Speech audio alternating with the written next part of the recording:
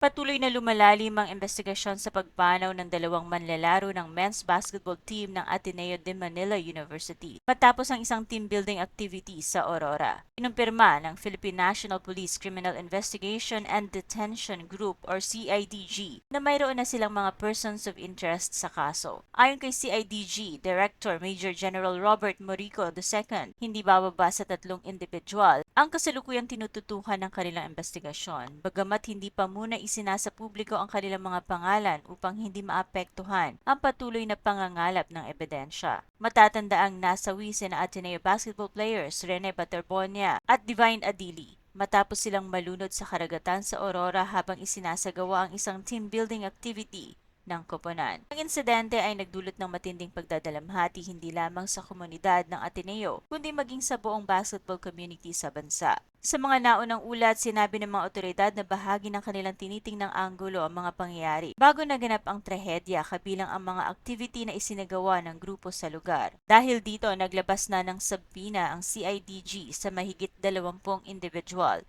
na maaaring makatulong sa paglilinaw ng kaso. Kabilang sa mga pinadalhan ng subpoena ang ilang coaches, players at iba pang mga taong naroroon sa mismong lugar nang mangyari ang insidente. Kasabay nito, sinusuri rin ng mga investigador kung may posibleng paglabag sa Anti-Hazing Act of 2018. Lumutang kasi ang ilang alegasyon at pahayag mula sa mga dating atleta na nagsabing kinakailangan umanong silipin ng mabuti kung may mga aktibidad na maaaring pumasok sa saklaw ng naturang batas.